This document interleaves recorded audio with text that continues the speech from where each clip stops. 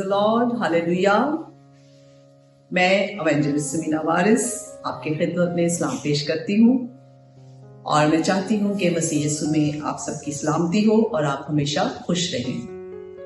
आज एक लफ्ज मददगार की अहमियत पर गौर करेंगे और देखेंगे कि खुदा का पाक रूह हमें इसके बारे में क्या सिखाना चाहता है। कलाम मुकद्दस में से देखेंगे पैदाइश उसका 2 बाब और उसकी 18वीं आयत। खुदा ने कहा कि आदम का अकेला रहना अच्छा नहीं, मैं उसके लिए एक मददगार उसकी मानिंद बनाऊंगा। औरत को मददगार के तौर पर बनाया गया। हम देखेंगे और किन हवाला जात में, कलाम मुकद्दस के किन हवाला जात में ये लफ्ज इस्तेमाल हुआ है। सबसे पहले खुदावंद का बंदा दाऊद नबी ज़बूर 54 और उसकी 4वीं आयत में यूं फरमाता है, यूं लिखता है, देखो खुदा मेरा मददगार है। हालेलुया।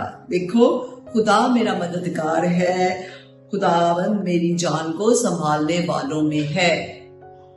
नए अहदनामा में जब हम आते हैं और इस लफ्ज को देखते हैं तो यूहन्ना रसूल की मार्फत लिखी गई इंजील उसके 16वें बाब की 7वीं आयत में यूं लिखा है, यीशु मसीह ने खुद फरमाया, लेकिन मैं तुमसे सच कहता हूं, मेरा जाना फायदेमंद है, क्योंकि अगर मैं ना जाऊं तो वो मददगार तुम्हारे पास ना आएगा, लेकिन अगर जाऊंगा तो उसे तुम्हारे पास भेज दूंगा। और ये दूसरा मददगार कौन है? ये खुदा का पाक रूह है। हालेलुया। खुदा का पाक रूह हमारा मददगार है।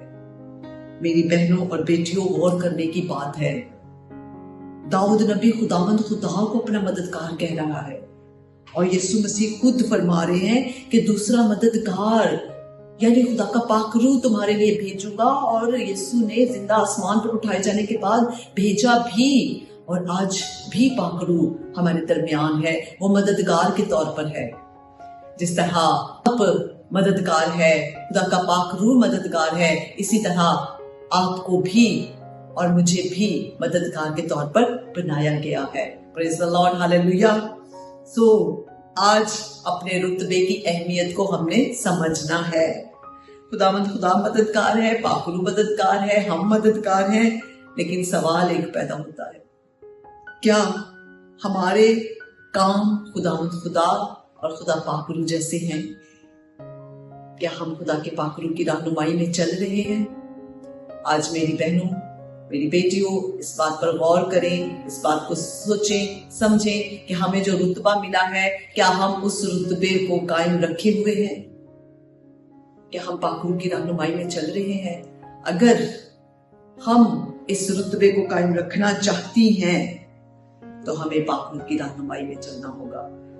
हमें वो काम करने होंगे जो खुदा बाप हमें कहता है, उसके अहकामात की पैरवी करनी है, पाक रूह की रहनुमाई में चलना है, तभी हम मददगार हैं। और जो काम हमारे जिम्मे लगाए गए हैं, जो काम हमें सुपुर्द किए गए हैं, वो काम हमें बड़ी जाफशानी से करने हैं। वो जिम्मेदारियों को हमने पूरा करना है। जिस तरह खुदावंद यीशु मसीह ने वो सारा काम जो बाप ने उनके जिम्मे लगाया था, यीशु ने सारा काम पूरा करके और खुदा बाप का जलाल जाहिर किया और कहा कि जो काम तूने मेरे सुपुर्द किया था वो मैंने कर दिया। हालेलुया।